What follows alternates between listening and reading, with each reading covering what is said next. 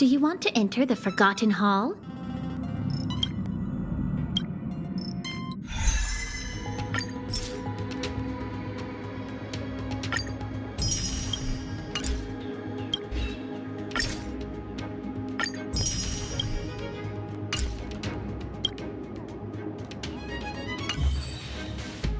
Do you want to enter the Forgotten Hall?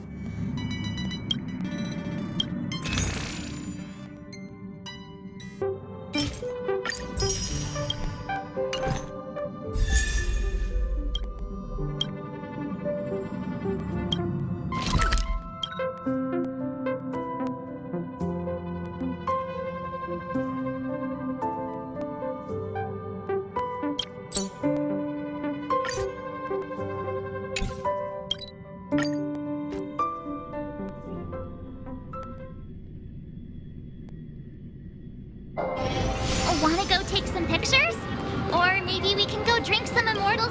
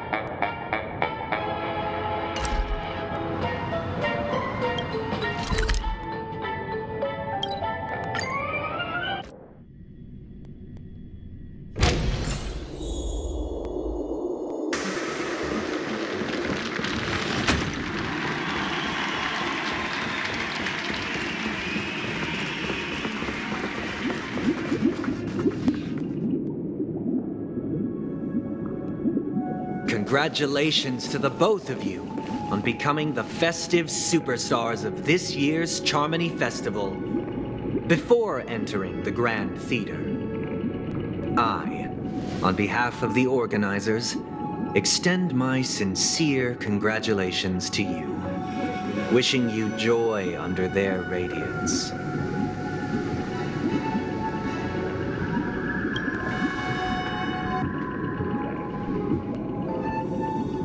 As previously promised, my sister, Mr. Yang, and I have met with the Dream Master. We delved into the truth about Penacony and its Stellaron, and have come to a consensus. Both I and the Oak family cannot acquiesce to your request. Just as expected.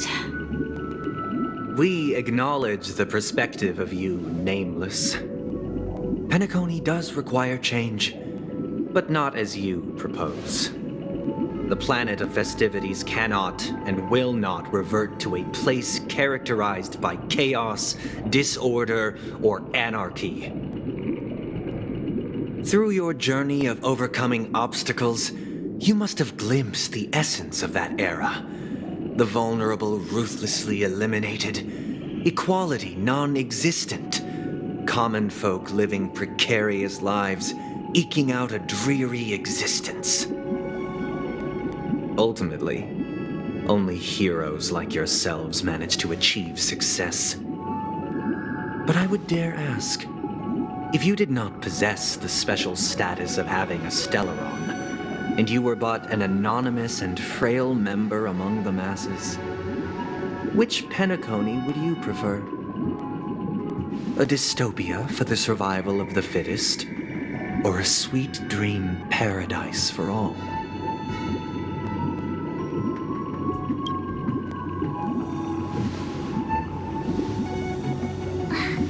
That's not the point! Don't let him mislead you! Mr. Sunday, even if the members of the Oak family can't fully agree on what to do about the Stellaron, now's not exactly the time to be holding an extensive discourse about Penacony's past and future, is it? The Stellaron issue concerns the life and death of everyone on Penacony. If anyone has a better suggestion, the crew is more than willing to listen. Also, it'd be best to tell us the ins and outs of that meeting. This way, we'll at least know what Welt and Miss Robin are dealing with, and the reason why they failed to make our appointment. Ah, Navigator. That is precisely my intention. With all present, let's begin by discussing the details of that meeting.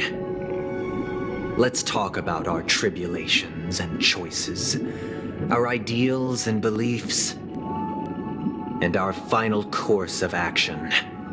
The only path to take.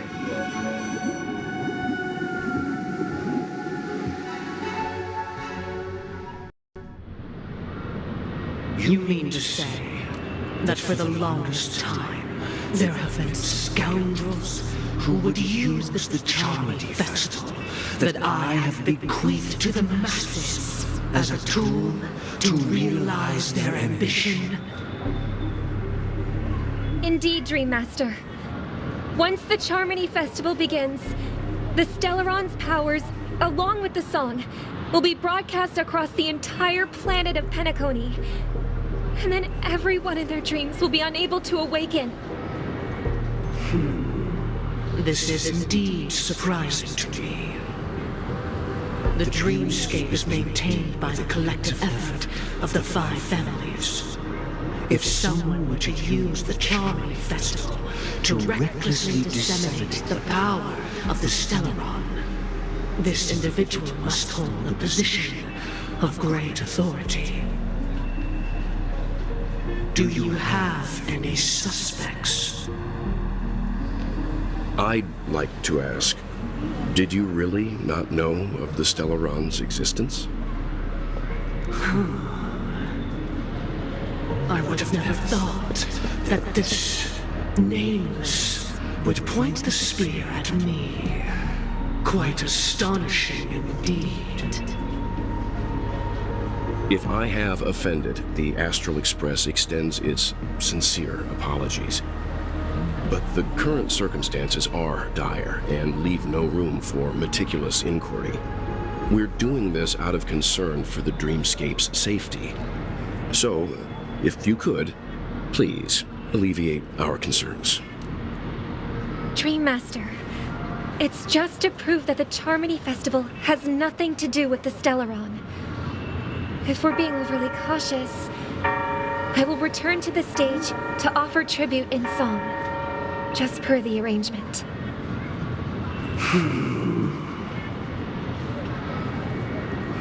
Sunday, Robin. I've watched you two grow up, and know your dispositions like the back of my hand. Both of you, right now, can surely be lauded as their most devout advocates. I already know your resolve. The magnitude of this matter is enormous, and cannot be taken lightly. Since Mr. Yang has asked with such earnestness, I will personally respond in kind. If there is a need, the entire Oak family will be mobilized to heed your call. Someday, might I ask you to beseech them to cast their light unto me, and question me in their stead, so that no lies may be concealed? I will do as you command. Robin, could I entrust you to be present as a witness, to document the truth, and to proclaim my innocence, so that all slander may be utterly dispelled? I will do as you command. May thy will be carried out on earth, just as it is in the heavens. Oh, triple-faced soul, please sear his tongue and palms with a hot iron, so that he will not be able to fabricate lies and make false vows. Let us begin. There is nothing else to prepare. Understood? question.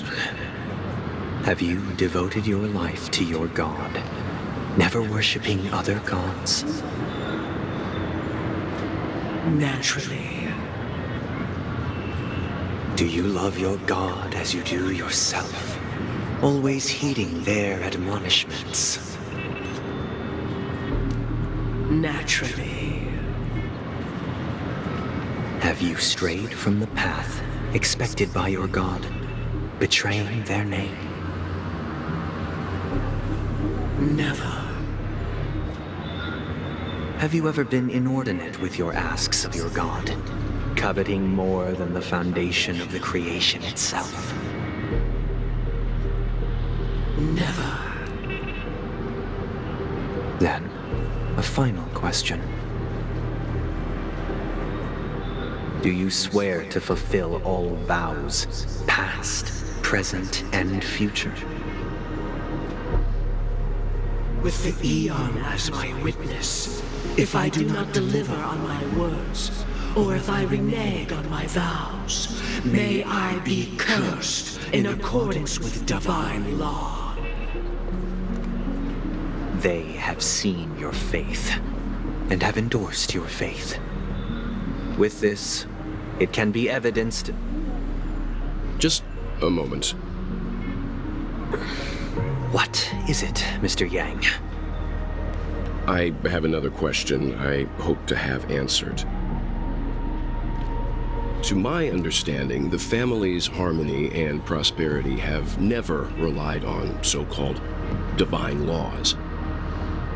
The god you both mentioned, are they truly Shipe? Mr. Yang should know that those belonging to the family toil together as if they were kin, embracing solidarity and unity under their light.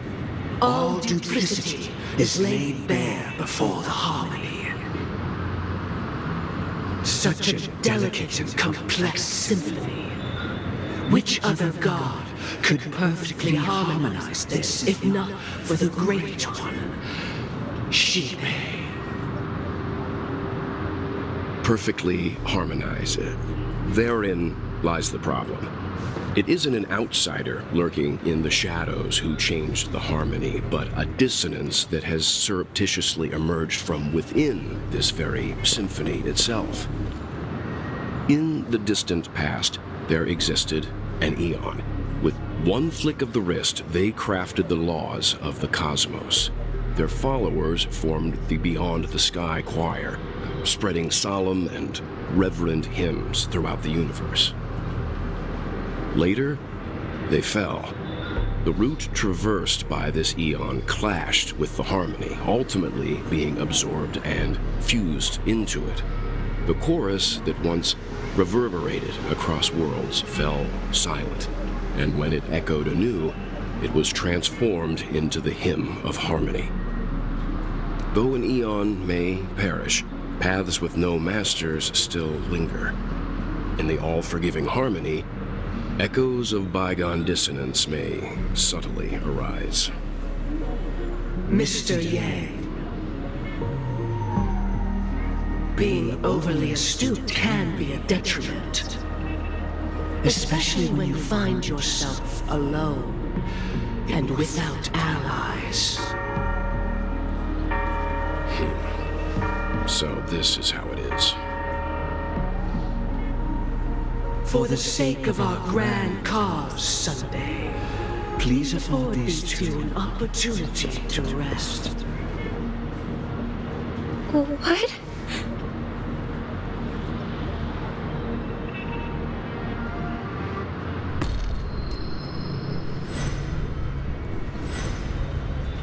Sorry, Robin. It's just you. I did not wish for you to know this. It's a pity that things have turned out this way. So, this is the true reason I can't sing? The shadow that envelops Penacony is actually... We were never children of the harmony.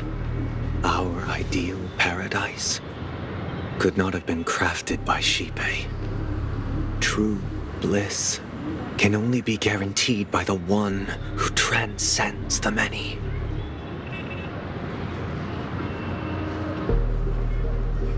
Within the foundation of law, humanity establishes civilization, and through harmony, we obtain order.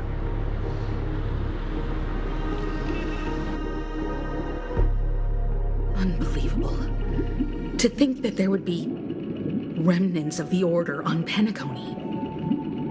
What have you done with Mr. Yang and Miss Robin? Don't worry. I just gave them some time alone to ponder their fates.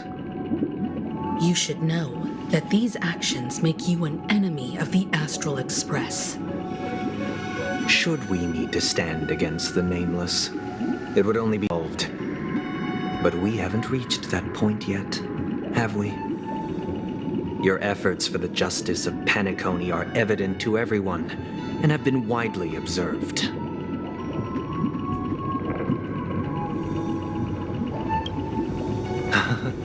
Patience is a virtue. However, I won't hold it against you. On the contrary, I'm here to make my intentions clear. If it is the Order that drove you to imprison Welt and Robin, and you're using them to coerce our compliance, then there'll be no point in entertaining any type of discussion. You're mistaken, Miss Himiko. They are in very safe hands, and just as the family has always proclaimed, no one can be harmed in the dreamscape, least of all in the beautiful new world belonging to the Order. Penacony and the entire universe have witnessed far too much innocent bloodshed. The strong wield their blades against the weak, and the victors push the vanquished to the brink of life. Natural selection. The world abides by this principle, establishing the well-being of humanity atop the corpses of the downtrodden. Only we, or rather, I, possess the power to put an end to this farce. So you've decided to resurrect a dead Eon? No one's ever done such a thing. If Miss Himiko is interested, let's draw back the veil and speak candidly. I've always firmly believed that people can understand one another through peaceful means.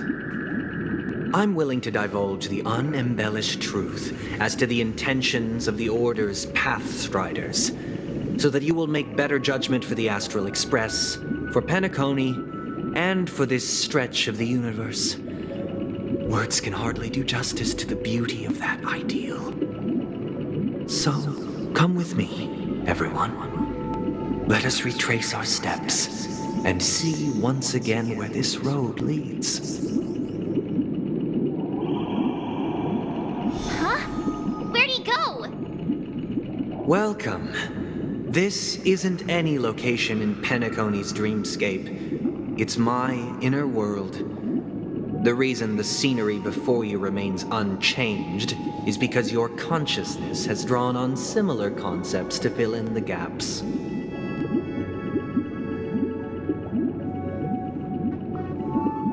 Did you do the same to Welt? It's a tuning process, stronger in effect and more draining on the mind. The gray-haired guest has experienced it before, so she should understand what it entails. Tuning allows you to intuitively grasp my feelings, which also means that I cannot hide anything from you. Now, everyone, please look at the huge screen. The road we once took begins here. From this point on, you will witness the numerous decisions I've faced. I've selected a portion of these to share with you. I believe after going through similar predicaments, you'll be able to better understand my thoughts. Let's begin. The first decision. A story about a baby bird. This story happened when Robin and I were very young. We were victims of the Stellaron disaster, and the family's Mr. Gopher Wood, who would later become the Dream Master of Penacony, saw that we siblings had no one to turn to and took us in. Later on, Robin and I lived a time with nary a care in the world. One day, after dinner, while my younger sister and I were lounging about in Mr. Gopher Wood's yard, we spotted a fledgling Charmony dove all on its own. That baby bird was tiny. It didn't even have all of its feathers, and it couldn't sing. When we found it, it was already on its last breath, having fallen into a shrub, probably abandoned by its parents. We decided to build a nest for it right there and then. However, thinking back, that winter was unusually cold, with fierce winds at night in the yard, not to mention the many poisonous bugs and wild beasts in the vicinity. It was clear that if we left the fledgling in the yard, it stood no chance of surviving until spring. So, I suggested we take it inside, place it on the shelf by the window, and asked the adults to fashion a cage for it. We decided that when it regained its strength enough to spread its wings, we would release it back into the wild. The tragic part, something that we'd never considered, was that this bird's fate had already been determined long before this moment. Its destiny was determined by our momentary whim. Now, I pass the power of choice to you all. Faced with this situation, what choice would you make? Stick to the original plan and build a nest with soft net where the Charmony dove fell. Or build a cage for it and feed it, giving it the utmost care from within the warmth of a home. I eagerly await your answer.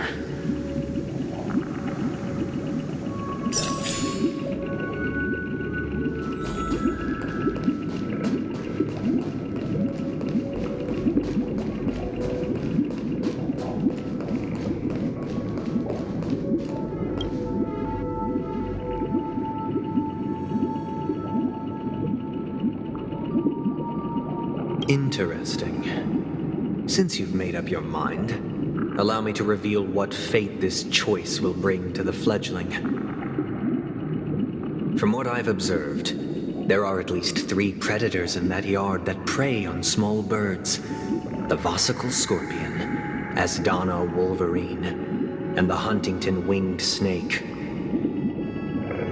Even if they shy away from humans, these animals are still near apex predators in a fenced location like a yard. In such a location, only one fate awaits that little Charmony dove: a painful death. As for the choice you made, I am deeply sorry. Now, let us advance to the second decision. This time, it's the story of a dream chaser. This story happened when I was appointed as Bronze Melodia, a position exclusive to the Oak family, charged with listening to the problems and vexations of dreamscape residents and providing them with the relevant guidance.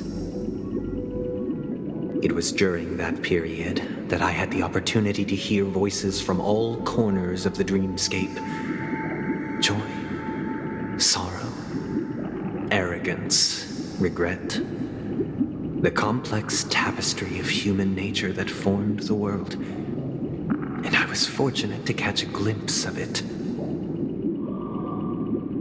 He was a dream chaser and an illegal stowaway. Just like the rest of them, he came to Penacony in search of a better life, except that, to most people, the price he paid. I suppose you could say it was everything. He told me I sold everything I could at home. The house, the land, even his 2 children.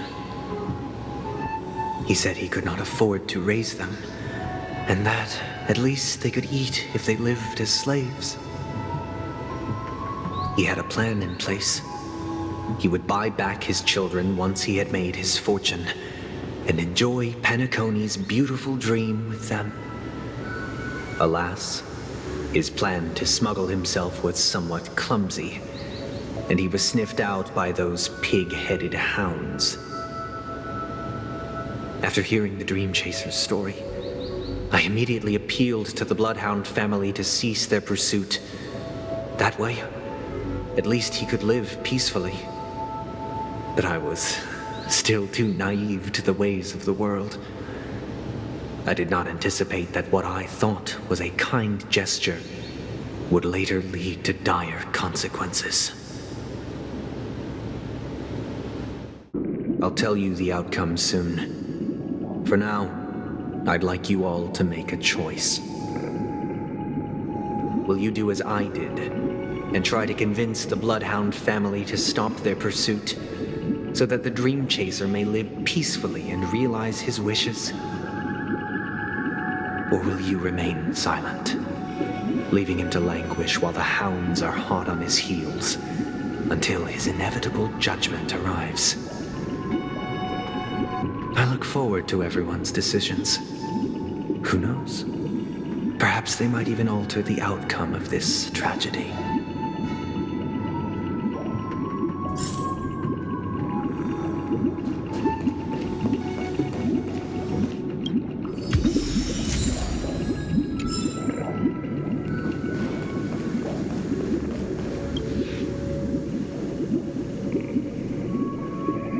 I'm honored to witness you arriving at the same decision.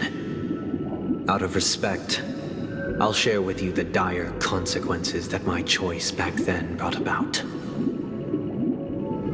First, the outcome. He attained major success. After avoiding capture, he ran a business for a few years, very quickly making a name for himself, elevating his status. He might not have become a tycoon like old Audie, but he was considered a character of excellent repute. Now then, did he realize the wish he set out to achieve? No.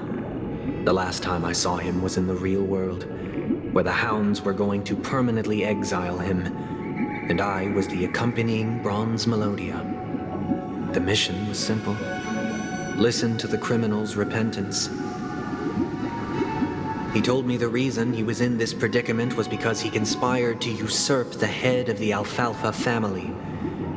When I asked him about his 2 children, he instead responded with a question. What children? In the end, my heart aligned with the harmony, and the good deed I dared to undertake held no value, turning instead into a wrongdoing. It created a lamentable oppressor and countless oppressed individuals. As to your choice, I once again offer my heartfelt apologies. Next comes the third and final decision. And the story this time is my own. This story happened the day I was appointed the Oak family head. At that time, Mr. Gopherwood was the current Dream Master, and as per his wish, we had a private conversation. What surprised me was that the Dream Master had only come to deliver a letter to me. He let me read its contents, and it was a letter from my sister. The letter contained the usual pleasantries, anecdotes from her travels, nothing out of the ordinary. Just as I started wondering how this letter related to our discussion, the Dream Master began to speak. Do you know who wrote this letter?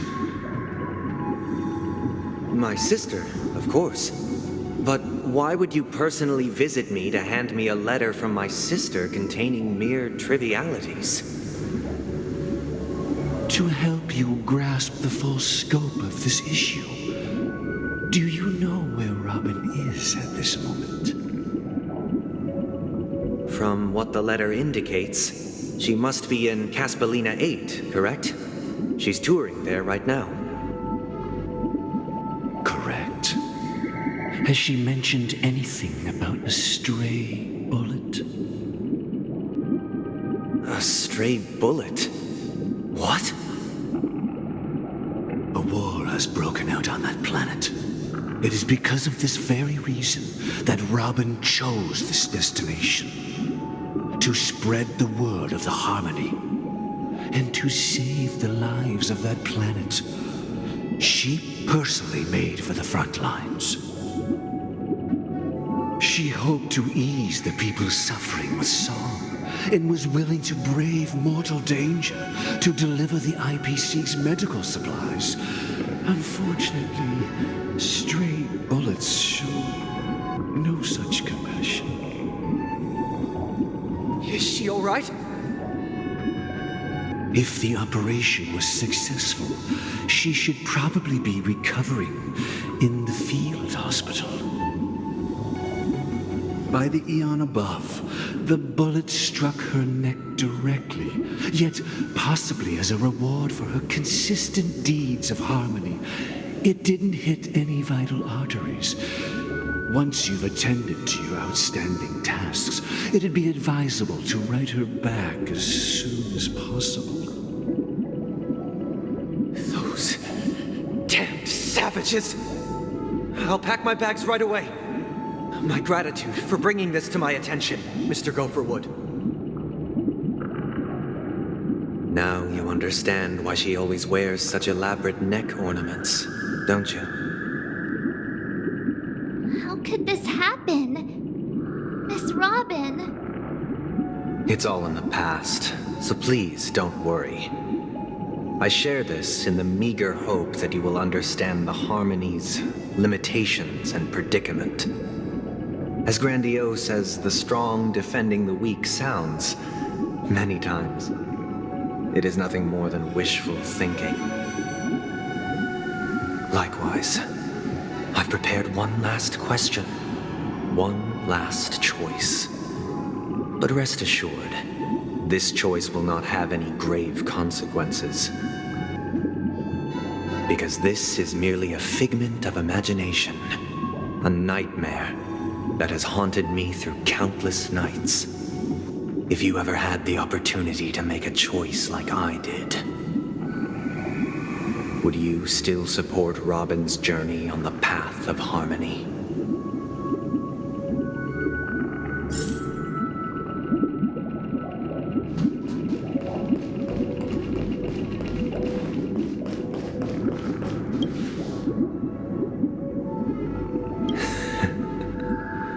I see. I am now aware of everyone's stances. Raising these questions merely serves to illustrate one point. The plight of Penacony cannot be salvaged by the Harmony.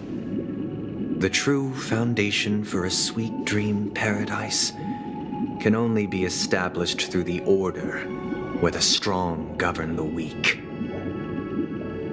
I know the suffering of being tormented, the turmoil of losing your way, how sorrow and even despair set in when matters don't work out. All of this causes me unending pain, because this is not what happiness is at all. We must teach the weak how to live a happy life. And this life isn't some noble propriety that the upper crust preaches, but in definitive terms, a way of survival that belongs to everyone. So what is your definition of living a happy life? Good question. Human consciousness is fundamentally an illusion. a cage known as self-worth. People lured in by this illusion make mistakes, yet still ask that external influences bear the burden. When one mistake after the next permeates the masses, they become impossible to trace. Thus, the amassing of these individual cages culminate to form a prison, a place dictated only by the rule of survival of the fittest. Nature is always accompanied by predation and sacrifice. Its antithesis is known as order. That is what I want to do. Unite people's happiness under the banner of order. They won't need to make bitter choices any longer, nor face the weaknesses of humanity. They can cast aside their primal instincts to build a haven for mankind. Simply describing thoughts is far too abstract, so allow me to provide a simple example. As you all may know, there are societal norms like weekends and long weekends that exist on some worlds. During these hard-earned rest days, people are given the chance to extricate themselves from the stresses of everyday life, allowing a certain tranquility to return to their souls. And it is only on these days that people do not have to adhere to the law where the strong prey on the weak. They can live out their lives happily during these brief intermissions. It's just a pity that 2 or 3 days are still too fleeting compared to the span of a lifetime. From where I stand, society's ideal system should be 7 rest days. Following Sunday, there should ensue a second, a third, and indeed an infinite procession of Sundays. This should be the face of the new world. Idyllic, eternal, peaceful days. And thus, every person can return to their base selves in this utopia. Some gaze in reverence at the stars, pouring their whole beings into calculating the distance between us and the isolated world of Pagana. Meanwhile, some seek refuge in quiet corners, holding one another, unencumbered by the chains of unwelcome obligations. There would be no need to bear the hardships of reality. Only in this way can humanity face the inevitable end with the purest of spirit, living a life of dignity. This is what it is to live in bliss. Miss Firefly, you who are stricken with entropy loss syndrome, you of all would surely understand this.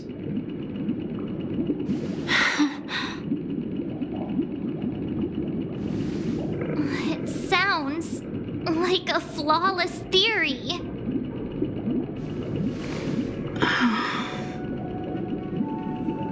But what is the price to attain all this?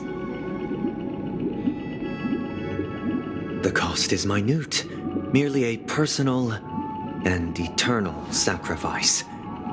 If this paradise is to be maintained for everyone, someone must remain trapped in solitary wakening until the end of the cosmos. Awakening. Which means that this so-called paradise is still a dream. Stepping into this paradise means forsaking reality, correct? It is not forsaking, but transcending. Flesh, blood, sorrow, weakness.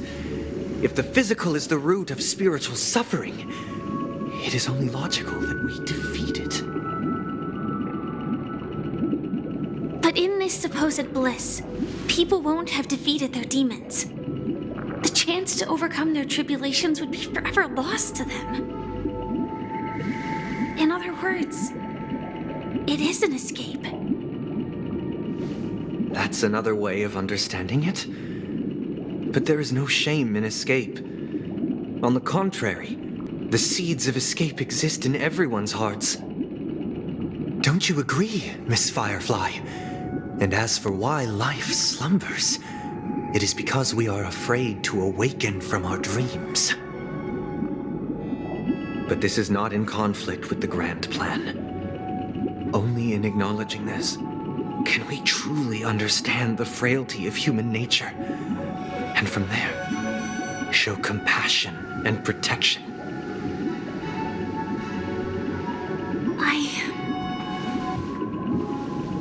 I admit that you are a born leader.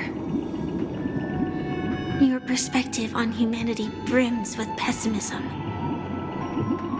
Yet you express compassion for all, even when your heart pities them. But unlike you, I live for the self.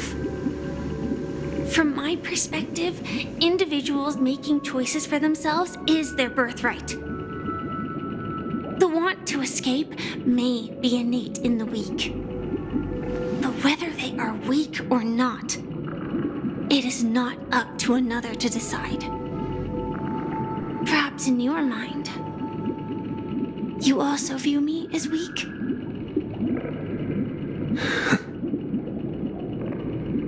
Because I don't think so. Since Miss Firefly has said her piece, the Astral Express will also naturally give you our answer. We'll leave it to you. Just as Mr. McHale instructed before. Tell him our choice.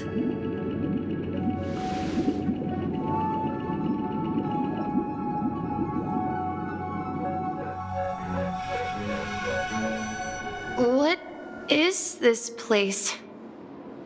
Does this place ring any bells, Misha? I don't know, but I feel a sense of deja vu. What is this place? It's the realm within a dream bubble. This was left to the Astral Express by a nameless, but weirdly, when we entered it, it was completely empty. Dr. Edward from the Dreamscape sales store told me that dreams are formed from memories, and a dream bubble can't take shape if its core is empty. So I thought you might be able to help us in unraveling this mystery, Misha. As a hotel doorman, you know Penacony best among us. I don't know much about dream bubbles, but if you want to figure out what this mansion is, I'll do my best. I'm counting on you then. Himeko, I still don't get it. Why were you so sure that Misha had a connection with this dream bubble? I wasn't sure. It was just a hunch. But since Misha feels familiar with this place, my hunch might be correct.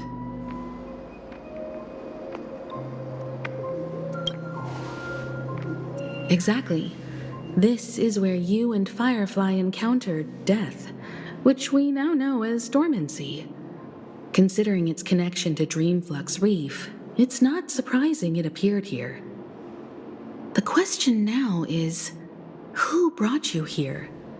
Based on the clues we have so far, it's unlikely to be that masked fool, so identifying them is crucial to us. We're drawing closer to the truth once more. Let's give Misha some time, as I believe he'll unveil the secret of this dream bubble.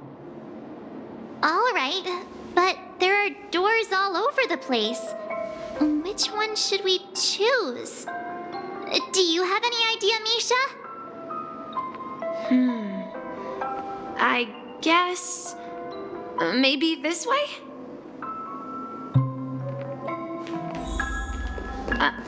I'm not entirely sure, but let's give it a try. Wait, you managed to choose the right door? Weird. This place is quite different from the hotel. But I feel like I've been here before, and even lived here for a while. If I remember correctly, there should be a fireplace down that hallway. Clocky and I used to sit by the fire, listening to the crackling of firewood. And the room on the other side was the toy room. I loved spreading out all the toys from the box on the floor and making up stories for each of them. Hold on. This doesn't make sense. Didn't I grow up in Dreamflux Reef?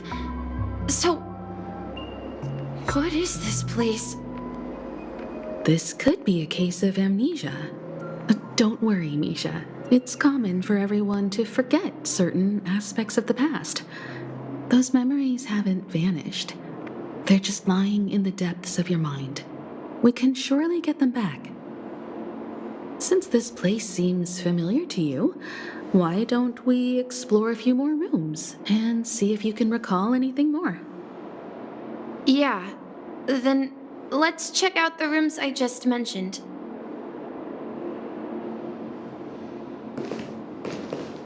Tick-tock. Tick-tock. I heard some noises from the room. Origami Bird? That's a friend of mine.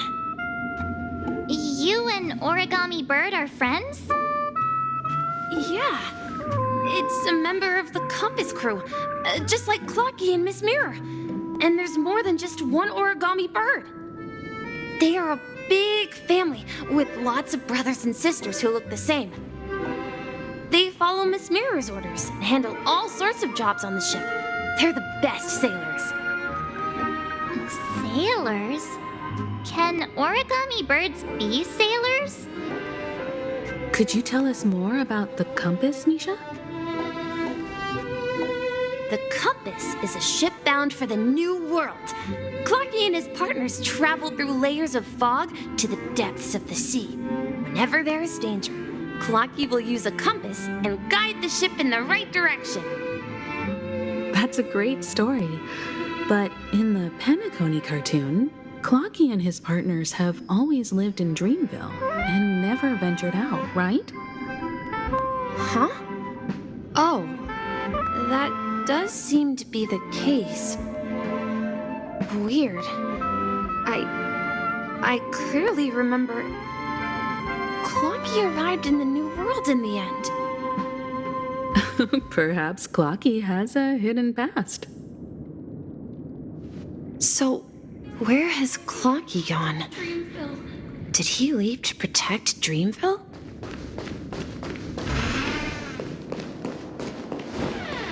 Tick-tock. Mikhail, that's the name. Now we all know him as the Watchmaker. So, who is he talking to? Do you know anything about it, Misha? I'm sorry. I don't know much about the Watchmaker. But, Mikhail.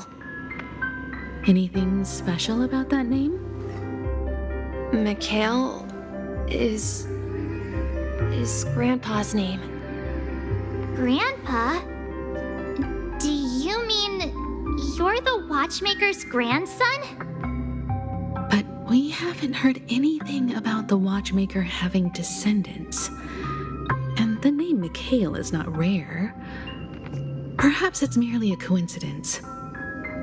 Could you tell us more about your grandpa, Mikhail? Yeah, sure. He was a seafarer who fearlessly ventured into mysterious seas and storms. He was always on the sea and had lots of friends who accompanied him on his travels. He didn't want me to call him Grandpa because that would make him sound old. He believed he was still young. The name Mikhail was given to him by his parents, Mihaly and Elise, both renowned seafarers. Every time he came back, he'd share his logbook with me and tell me about his adventures at sea. I want to become a great adventurer, just like him. It appears that the seafarer has nothing to do with the Watchmaker. So, perhaps it's just a coincidence? So, where is your grandpa now? He went off on a new journey. And it's been quite a while since I last saw him. I think I hear the sound of water. You once mentioned there's a magnificent fountain up ahead.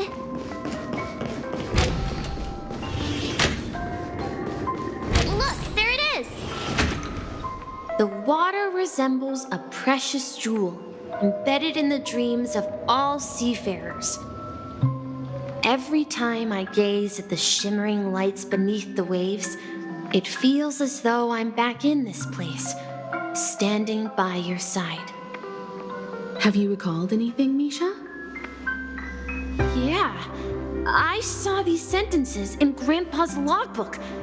He used to say that despite the perils of the sea, whenever he stood on the deck in the afternoon, overlooking the sparkling waves, he would think of this fountain in front of his house. He often said that those moments felt like returning to his family's side, and the difficulties at sea didn't seem quite as challenging. You know, I quite understand such sentiments.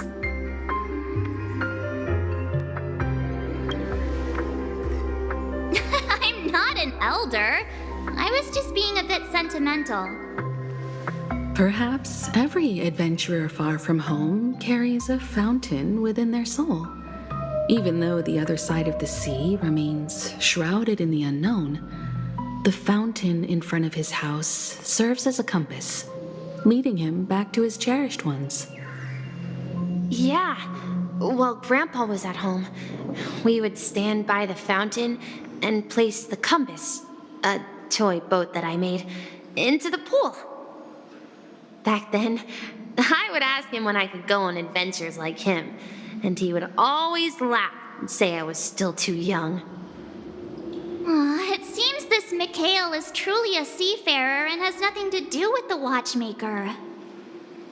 Yeah, based on Misha's recollections, the scenes in the dream bubble appear to be his childhood memories. But this raises more questions. According to Misha, he was clearly born on an oceanic planet and led an ordinary life, with no connection to Penacony at all.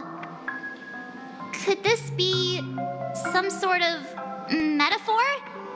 Perhaps the sea refers to the memory zone. I'm sorry. I don't know, but my memories keep pouring out uncontrollably, like water flowing from a fountain. Perhaps I'll remember more things if we go further.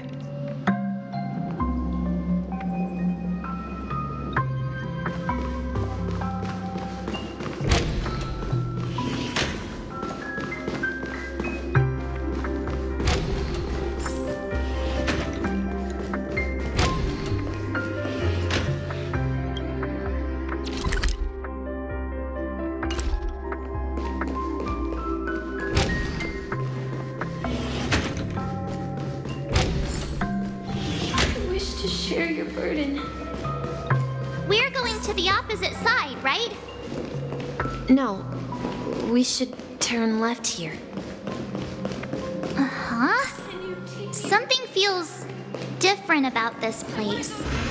Up ahead is Grandpa's study. The atmosphere in this room feels totally different. Misha! You finally come! Clocky! Here! Yeah.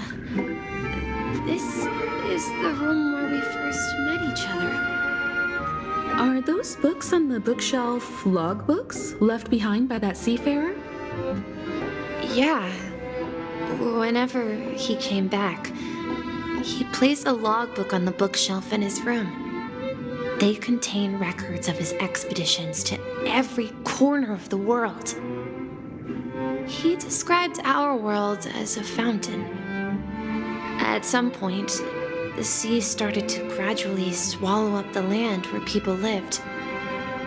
To ensure that everyone had land to settle on, he had to continue exploring the sea in search for the source of the rising seawater.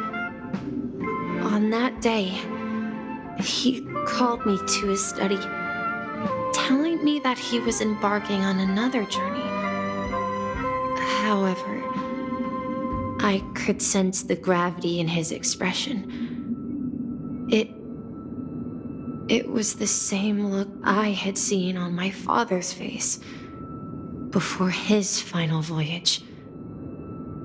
I asked him if I could go with him, but he said that my adventure lay elsewhere and told me to stay home and patiently await a certain sound at the door. What sound? He told me about a vast ocean in the sky. An ocean of stars. He spoke of a train that transports children with a desire to venture far away, traversing the sea of stars without ever stopping. He said that he knew the crew on the train, and that he had asked them to take me along. He said the journey I had always dreamed of would start there. A train? Could it be? It's the Astral Express. I remember now. Grandpa's friends are a group of nameless who came to this world to resolve a disaster caused by a star. Then, he gave his pocket watch to me. It was his cherished treasure, appearing in every one of his adventure tales. He explained that difficult times were ahead, but assured me that the watch would guide me. He said, as long as I kept moving forward, I'd eventually reach my desired destination. And then, it was as if I heard the distant sound of a train whistle echoing throughout the room. Exactly, Misha!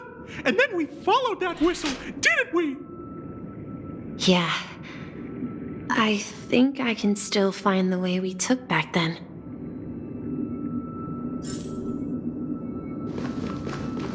This is the dream jigsaw, right? So we're supposed to find the exit. But where can we find the last piece? Do you remember? You said you obtained a mysterious shard when you stumbled into this place. Hey, the shape seems to match. So this shard is also connected to Misha? Looks like we're just one step from revealing the truth. Let's get to the other side and investigate.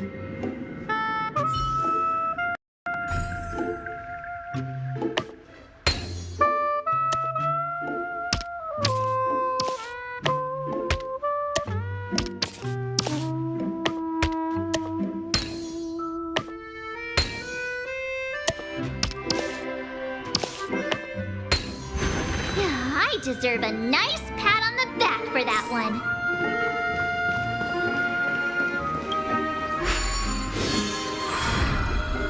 This is it. This is my room of clocks. While I spent my time waiting for Grandpa to return from his voyage, Walter gave me this workshop, and it became my secret base. Here, I learned how to repair clockwork and gears out of my fondness of precision mechanics. In my dreams, I was the captain of the compass, embarking on adventures with my companions, Clocky and Miss Mirror, in search of the new world. I was born and raised here. So, this building in the dream bubble is your childhood home? Yes, but not exactly. To be more precise, this dream bubble itself is my home. Looks like you've remembered everything now. Wait. Why does it feel like everyone else knows something I don't?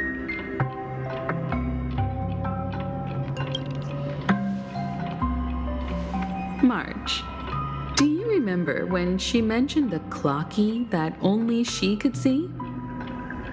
Yeah, the little guy here, right?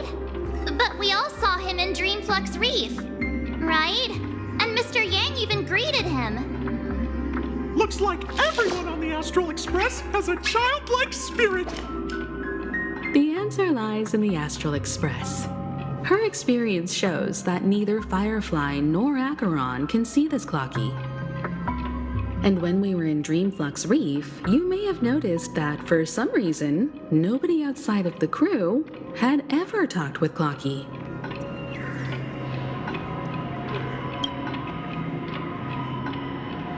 A mimetic life that can only be seen by a select few. It's just like a hidden message left by someone for the nameless. But Misha can see Clocky too, right? They even grew up together. But Misha hasn't started the way of the Trailblaze yet. That's the key to the mystery, March. Now take a moment to recall. Have you ever seen anyone outside of the crew interact with Misha?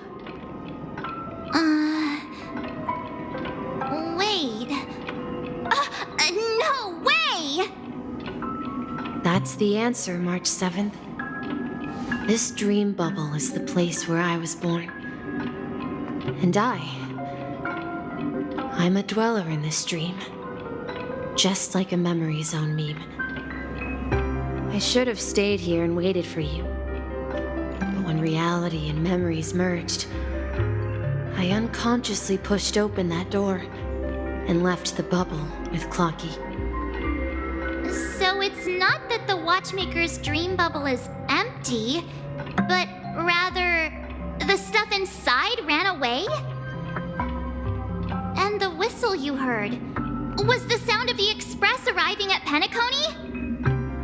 That's one way to see it, but I believe there's a longer story behind all this. It's best for Misha himself to explain all the details. How about we start with your name? Now, should we call you Misha, or... Thank you all for helping me rediscover my true self. Now, please allow me to reintroduce myself. I was born on Lushaka, in the Presmere system, adopted by seafarers Mikhail and Char. They gave me a treasure, a name that carried their hopes. Mikhail Char Legwork, or simply Misha. If you prefer, you can call me by a more familiar name, the Watchmaker. So, you're the Watchmaker himself? Unfortunately, that legendary figure is no more. I'm only a reflection of his life. As for the child who has been with you, he's the innocent protagonist of Misha's childhood dream. A friend of Clocky, a young apprentice, and a future mechanic on the Express. And this also marks the beginning of his journey, devoted to the Trailblaze. At the end of the journey, I left this little flame, which I so cherished, in my deepest dreams, hoping to pass it on to the nameless of future generations. However, he somehow left the dream bubble and forgot all about his task. I apologize for all the confusion this caused. Because he was born with a desire to trailblaze, wasn't he? I don't think Misha has forgotten his role as a guide. He remembered it, and that's why he mistakenly appeared as a hotel doorman in her dream from the very beginning. The one who brought our unconscious friend here must have been Misha. If that's the case, we encountered the Watchmaker's legacy from the beginning, didn't we? Well, I have a sarcastic friend who says I always take big detours and end up back where I started. Perhaps that's what every nameless has to go through. But in the end, you found me. I'm sure you're all wondering what my legacy is. I believe my hound has mentioned the Stellaron and my wealth. If I may apologize, the Stellaron part is real. As for my wealth, however, it's nothing more than a baseless rumor. I left my homeland as a child and embarked on the journey of Trailblaze. I traveled to various planets until finally reaching Asdana, where my friends and I built the original Penacony and fought for its future ever since. I've been moving forward all my life, doing what I could to overcome the obstacles in my path. But ultimately, my journey reached its end, and I left behind no possessions worth entrusting. So, if you ask what's left within this worn-out train engine that can be called a legacy, I suppose it's the things that are still burning in the engine's furnace. Now that you're well aware of the current situation of Penacony, I certainly hope that you'll help me get this world back on track. But I'll leave that decision to you, for the path of Trailblaze is never paved by others. All I have for you is a story and 2 gifts. I want to give you my pocket watch. It has accompanied me throughout my long journey, guiding that naive child forward, and has been blessed with the presence of so many great people up to this day. And my hat, too. The one who navigated for me placed it on my head and planted a fanciful thought in my mind. The trailblazing expedition will never end. Now, it's time for you to make your choice. Once you've made up your mind, open that door and enter the long dream of an old man. I'll be waiting for you at the end of this corridor of time. All right, everyone. Let's make a decision. Although I don't think anyone will have any objections.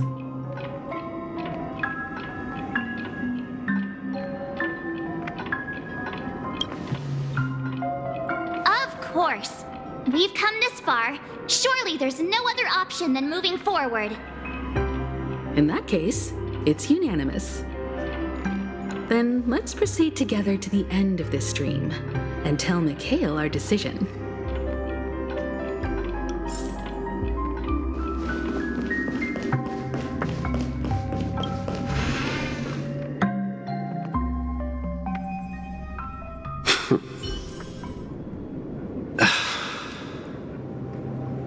Mikhail, where are you going? Someone has to step up and save Lushaka. So why can't it be me, Misha? Please don't go. And if you must, please take me with you. Don't leave me alone. Even without me, you know how to proceed forward, brave Captain Misha. The compass is waiting for you. Haven't you always wanted to be a better adventurer than me? Now go, board that train and start your journey. Where are you going, Mikhail? I'm going to clean the floor in the parlor car. I've promised the conductor. Wait, first tell me, did you fix this watch? Yeah? I know what it looked like before. Its chain was broken, the back case torn, and the marks on the dial all worn out. How did you manage to fix it? Well, it's hard to explain, but I knew it could be fixed. It's the hands, Mr. Amundsen. Its hands were intact and pointing in the right direction, so I knew there would be a way to fix the rest.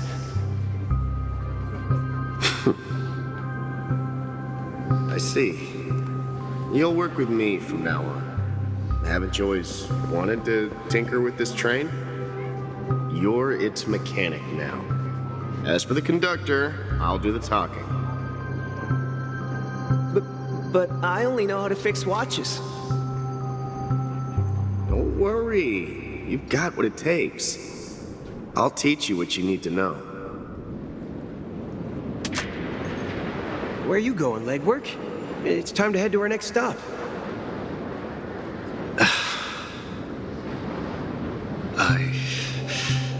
I'm staying in Astana with Rosalina and Tiernan. I see. This place reminds you of home. The people of Astana have only achieved a tiny victory and still have a long way to go towards true freedom. Hanunu needs us. Don't worry, not all journeys lead to the stars. Even if I leave the Express, our path of trailblaze will continue. Yeah, I knew you wouldn't stay on the Express forever. Leave in peace, my friend. And, take this with you. This is Mr. Amundsen's hat. But why? When he departed, he said he would leave it to his best student. Well, I suppose the time has come. Farewell, legwork. Take care of Tiernan and Rosalina. And don't forget to write to us.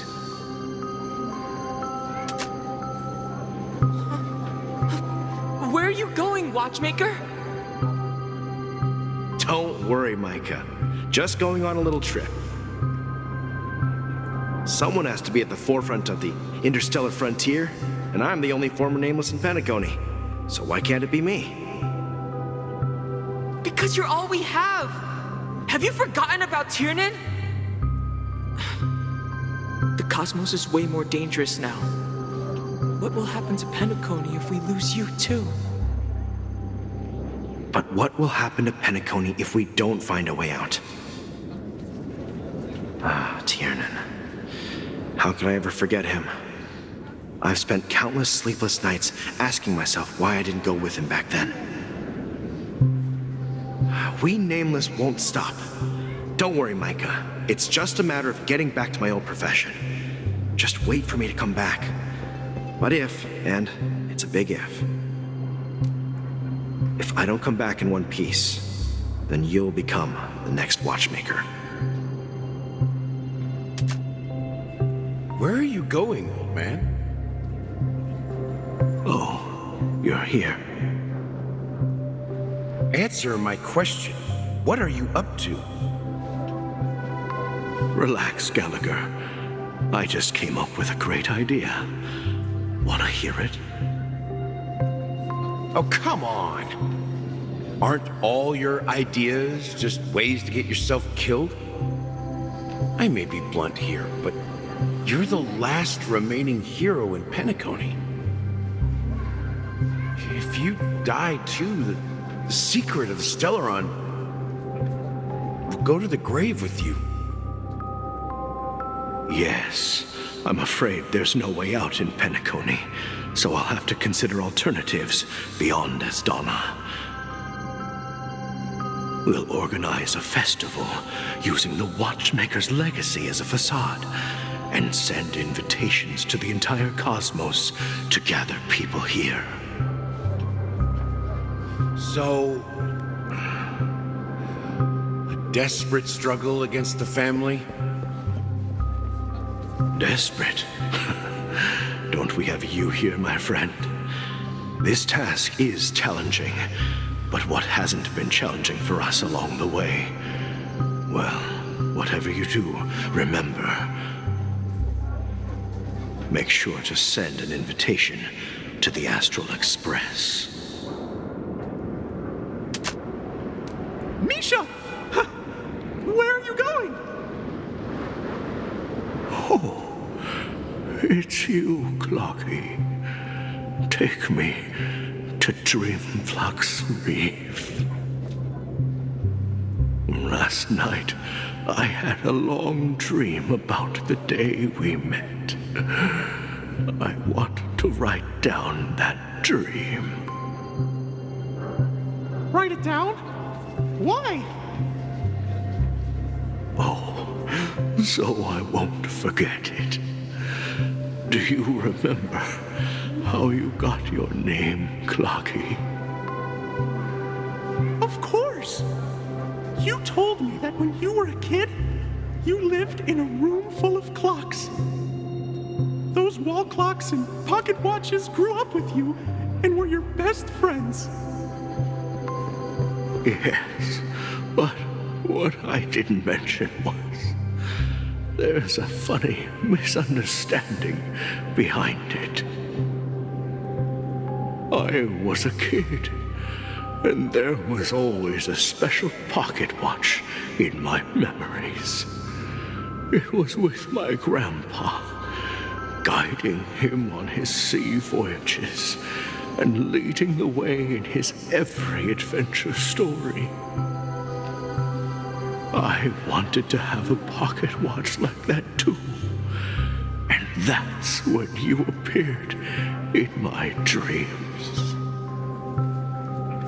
Yeah.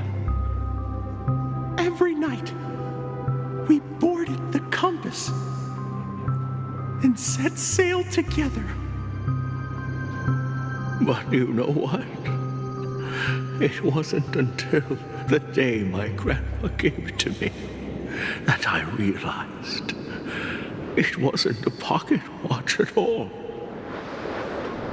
It was a compass. So, your name should have been Compassy. And the Watchmaker is just a nameless.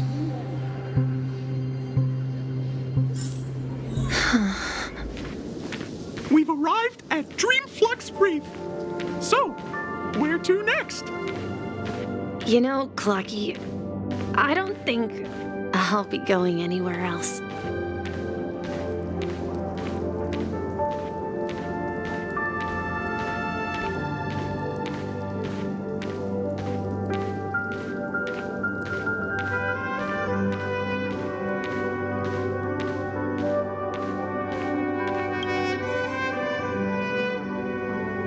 I've traveled far enough, and it's time for a little break. Oh. So, we'll set out again.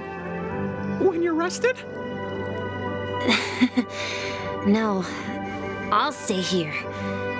And then, this is where it ends. This is where it ends?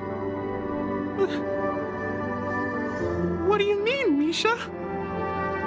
You told me that the trailblazing expedition would never end. Yeah, that's what I said. So now, it's up to you to decide your next destination. My next destination? What's that supposed to be? I've been following you. Misha? You're acting weird today. If you're feeling down, we can just do what we usually do. With the clockwork. No, I'm not feeling down. As for clockwork, yeah, it resolves all problems in this dream.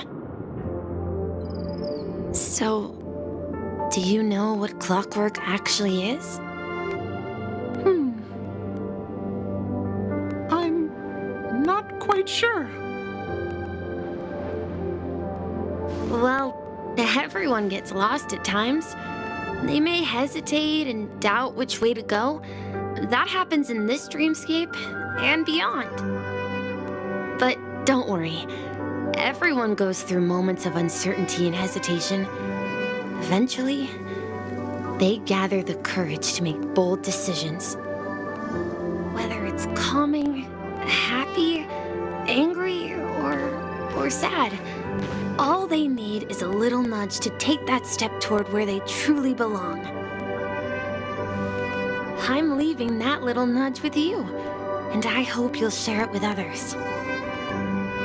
Such is the essence of clockwork, the will of the Trailblaze.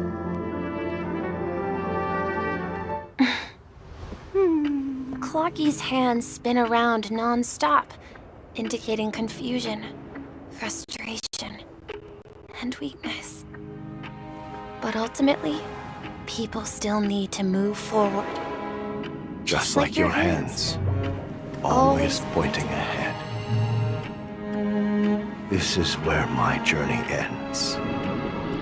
From now on, it is your path to walk. Trailblazing means taking paths your predecessors forswore and venturing even further.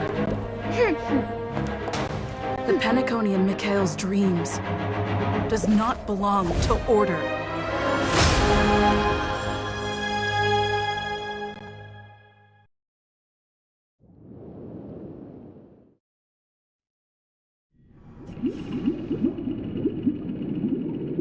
I can't believe that Eon would cast a glance at Penacony at a time like this. Is it because of the resonance from the legacy of the Trailblaze? Or perhaps the bond between you is so strong that it even impresses an Eon? Well, there might be another possibility. Perhaps they want to witness, on behalf of the fallen Eons, who will hold the future of Penacony.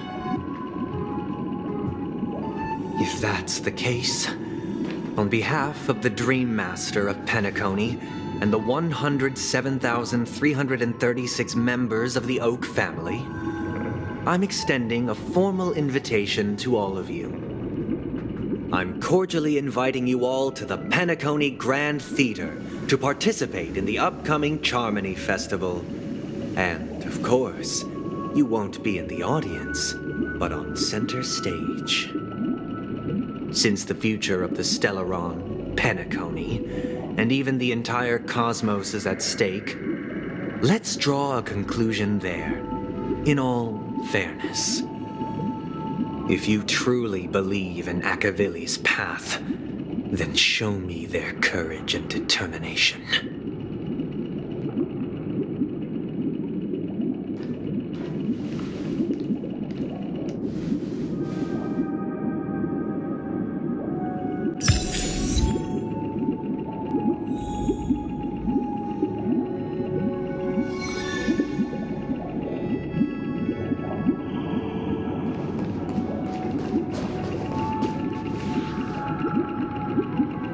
Does that mean he wants to fight us during the Charmony Festival? I'm afraid so. This is weird. Aren't Arc villains usually plotting some dirty conspiracy in the end? But he actually said something like, "in all fairness." Could it be that he's underestimating us? Well, in my opinion, Sunday is deeply committed to his own philosophy and genuinely wants to prove that the Order is right. I sensed a strong conviction and a desire for dominance in him. Maybe he won't accept the outcome unless he wins fair and square. That's why he'll give it his all in the upcoming battle. Yeah, you're right. We've even dealt with a Lord Ravager of the Destruction, so a follower of the Order won't be a big deal. Anyway, we can't leave the Stellaron unchecked. This is about trailblazing a bright future for Penacony and fulfilling Mikhail's and his predecessors' long-cherished wishes. Now that we've taken up the mantle, we can't afford to fail them. However, the same applies to the Order. their plan didn't materialize overnight. And they have the profound collective consciousness of the planet of festivities behind them. A desire to dream, to slumber and escape reality. All those hidden emotions have given birth to the sweet dream of the Order. They've harnessed the will of an entire planet to create an eon. This confrontation is far more complicated than a simple power struggle. To secure Penacony's future, fighting on the stage alone is not enough. What do you mean? Are you not coming with us? I believe Firefly is trying to say that she's heading off to another battle.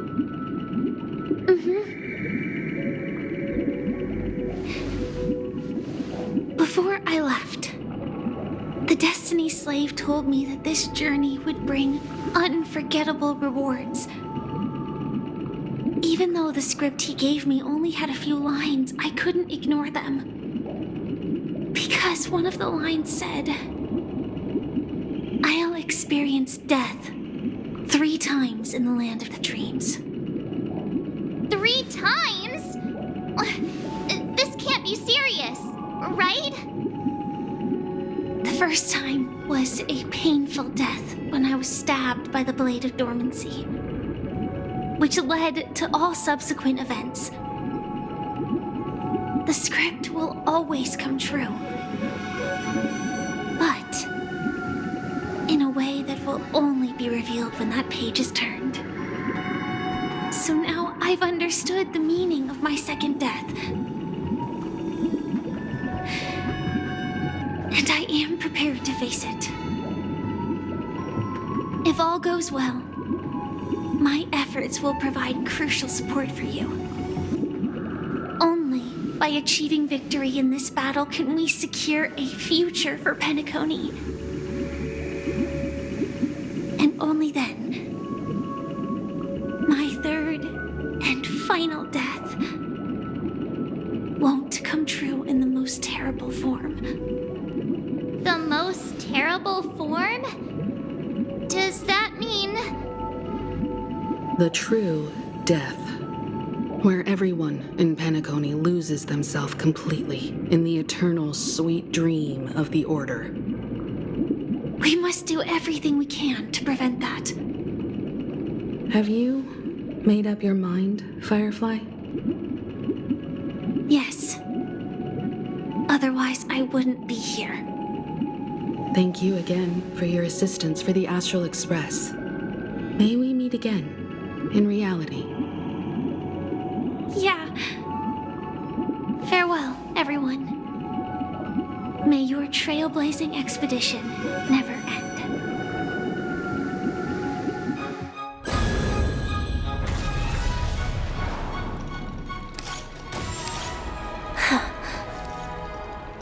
I dreamed of a scorched earth. Everyone, are you ready? A new shoot sprouted from the earth. It bloomed in the morning sun and whispered to me. Like fireflies to a flame, life begets death. May we meet again in reality.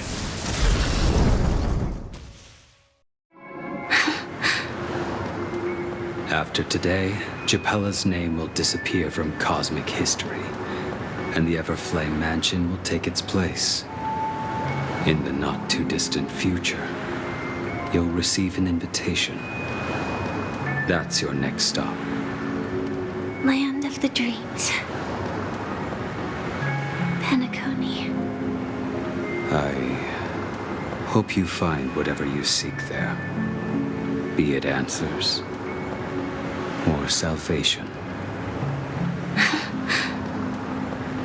You mean my 3 deaths? Silverwolf told me about it. It's such a shame that it's not part of my script. Well, I want to live. I'm never afraid of death.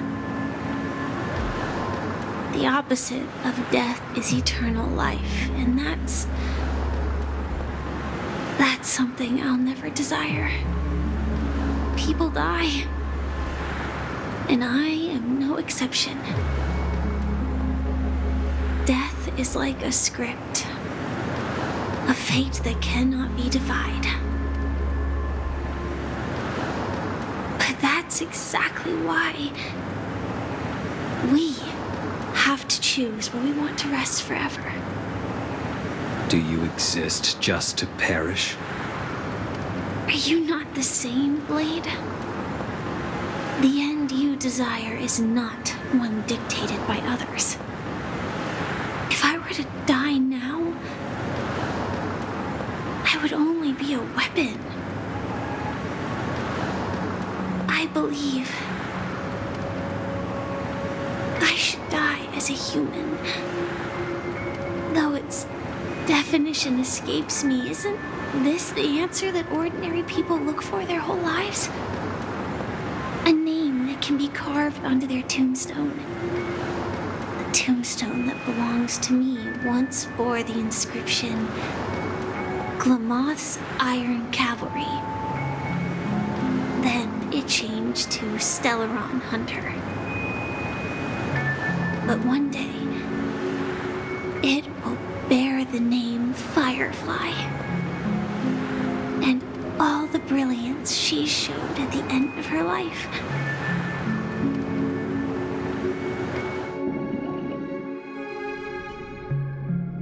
That's quite unexpected, old man. Who would have thought your crazy plan would actually work? Do all you nameless fools just act on a whim? I can sense that this false sweet dream is coming to an end. The nameless may be young, but they had the ability to achieve this goal. Just like you did in your time.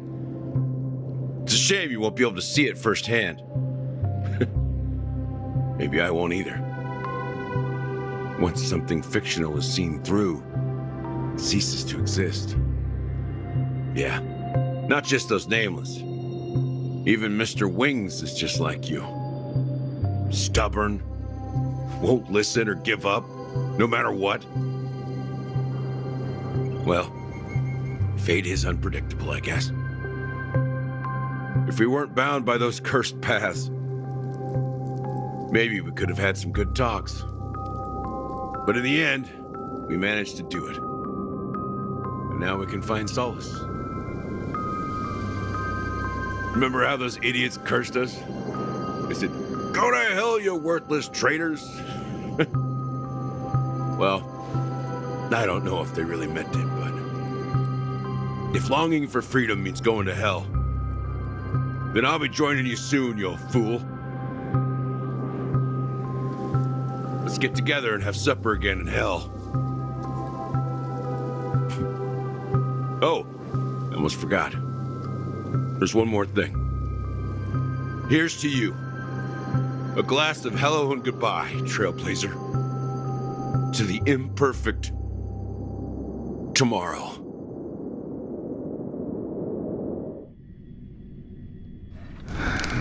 It's warm here, isn't it? You're lucky to have found shelter from the rain. Let alone fresh berries in this desolate place. I was just following the scent of life. It's particularly strong in a place like this. It's a shame these berries don't have much flavor. Seriously? In case you didn't know, this fruit is pretty juicy. The only downside is that when you chew it, it becomes extremely spicy.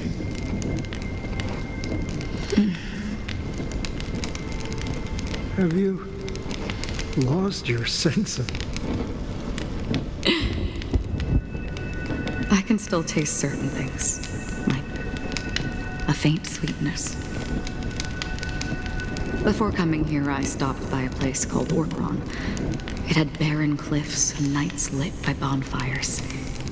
burgundy snow would fall from the sky, and when it landed on my tongue, it tasted like raspberries. The flavor wasn't exactly sweet, but it left a lasting impression. When I think back on my past, I realize that what's tying everything together isn't the big events, but rather these small yet unforgettable moments. Don't worry about it. Losing oneself is a reality that every self-annihilator must face. At least I haven't completely lost my senses and memories yet. Well, congratulations on adding another footnote to your journey. By the way, are you always alone? No, I had a companion in Orkron. She's a short, nameless girl who aspired to explore IX. She always said she'd walk a path deeper and farther than Akavilis. Quite an ambition for such a small girl. So, what happened? She became stagnant water. Well, my condolences. Condolences. I don't need them. The girl left with a smile. She never regretted her choice and most definitely wanted me to say goodbye with a smile. So, that's what I did. That's proof that you're grieving for her. Or perhaps I'm just afraid. Afraid? I rarely sense that emotion from you. What do you fear? I'm afraid I'll forget the 30 days I spent with her, just like all the other days in my life. Most of them have already washed away with the rain, disappearing into an unseen realm. I fear that those vivid red memories will fade away too. There isn't much color left, and besides this faint, warm red, there's almost nothing. Hard to imagine. A ranger accustomed to bloodshed, destruction, and chaos finding warmth in the red color. Because I have experienced this warmth many times. Long ago, I promised someone that I'd bring it to more people. And that for every remaining moment of my life, I'd strive for a better ending for all. As long as this red color still lingers, I have a chance to fulfill that promise. It represents a burning fire, blooming flower, the berries in this cave, and life itself, fleeting yet still dazzling. In the end, it will lead me beyond the horizon of existence. And on the other side, I will cut off nihility. The one blessed by the sleeping and shapeless is considering how to kill them. That's truly pure nihility. But you're right about one thing. After spending so much time near this stagnant water, only when I look at this vibrant red fire do I realize that I'm still alive. When will this rain ever stop?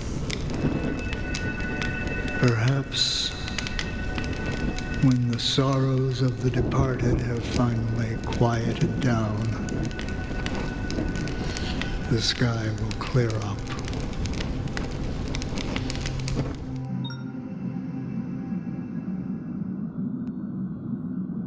Have you heard of a planet named Biari Scamandros, Don Hung? It's one of the paradises under the influence of the Harmony, a sought-after wonderland for the inhabitants of the Dardanu major and minor systems. Half an Amber Era ago, the family held an unprecedented festival there. And after that, everyone on the planet became part of the family. Do you think the same thing will happen on Penacony? Yes. Or how else can we explain it? The family deliberately used the Watchmaker's invitation to keep all the Pathstriders here, but banished the Emanator of the Nihility. Because of the Nihility, I'm rarely affected by the power of other paths, but somehow I can unconsciously infiltrate them. Maybe that's the risk they're trying to avoid. I would disagree. Biaris Scamandros is not part of the credit system or connected to the Silver Rail. It's nothing more than a remote civilization sheltered by the Harmony. But Penacony is different. If the family messes with Penacony, that would be like declaring war on almost half of the factions in the cosmos. They have no reason to do that. No, they don't. If they truly serve the Harmony, that is. What do you mean? The path in Penacony is impure. The Harmony here has impurities. Do you remember the ancient swarm disaster? Tazeront, the propagation, brought endless havoc to the universe, and it eventually evolved into a fierce battle among all eons. 2 paths lost their eons in that war, the propagation and the order. Coincidentally, their downfall is related to a certain eon. Shipe, the Harmony. Legend has it that they participated in the crusade against the Imperator Insectorum and devoured Anna the Order for unknown reasons. Holy forgaroni. So you're saying that the 2 leaderless paths are working behind the scenes? But I don't see any descendants of the propagation in Penacony. Could it be that the remnants of Beyond the Sky Choir are hiding within the family, trying to resurrect a fallen eon? I can't say for sure, but they're definitely planning something for the Charmony Festival. Dude, this is getting way too complicated. Is this why you want us to leave Astana right away? Are you giving up? The Charmony Festival will start soon. There's one thing that I need to confirm no matter what. A warp jump is the best way to do so. Time is running out. I have another plan.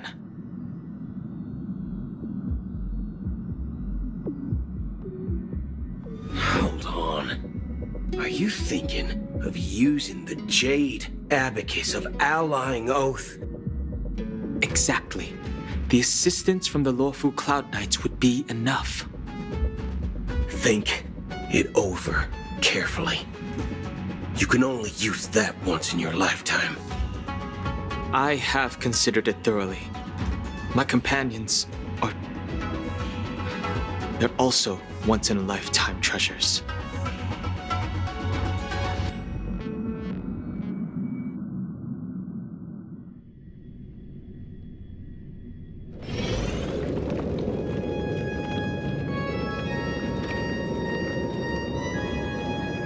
Are you the only one here, my child?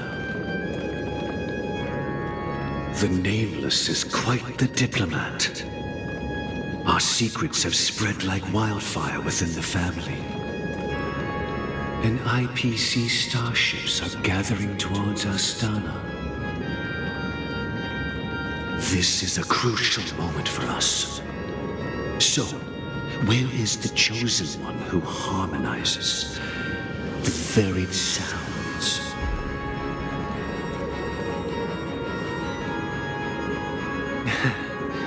What do you mean, Master? I'm right here in front of you, aren't I?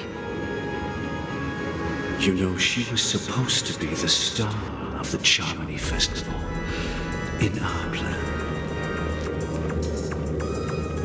But the plan has changed. As her brother, I know she doesn't want to sing for the Order. So I'll take her place. You've always been wise beyond your years. I'm sure you understand the consequences of your choice. If you consider this a betrayal, well, there can't be two suns in the sky. I'll step up and take down the other sun if necessary. Do you believe in karma? If karma exists, then everyone has their own karma. You have yours, and I have mine. And my karma has nothing to do with you, Mr. Gopherwood.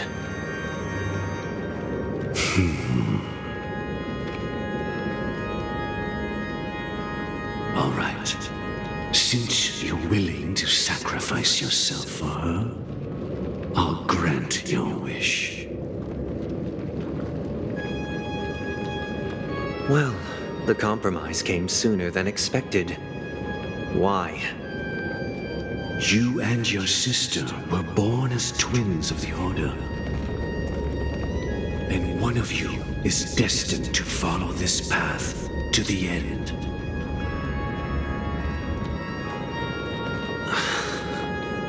Is this part of your plan?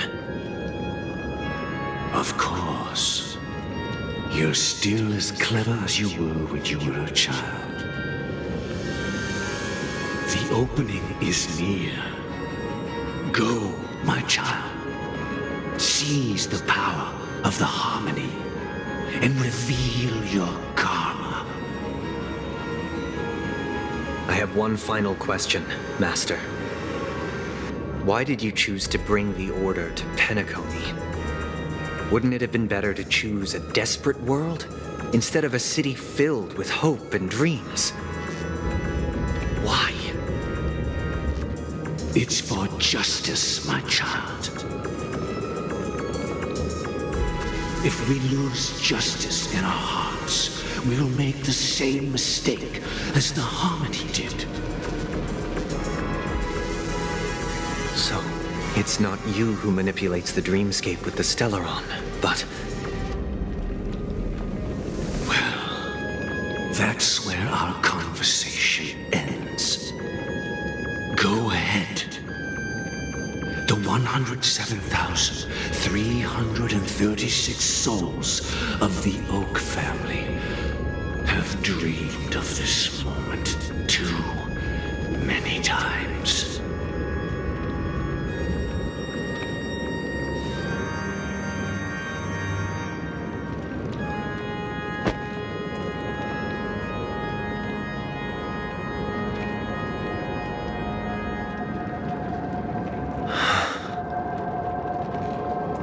I shall ascend to the heavens, becoming the scorching sun.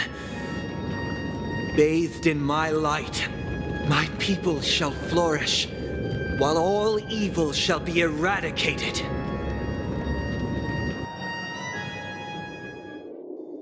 This is the interior of the Penacony Grand Theater. It's quite exhilarating to be flushed into the air by Soulglad. But why is the venue still closed when the Charmony Festival is about to start? And not only that, the entire theater is eerily quiet. No audience, no staff, no one around.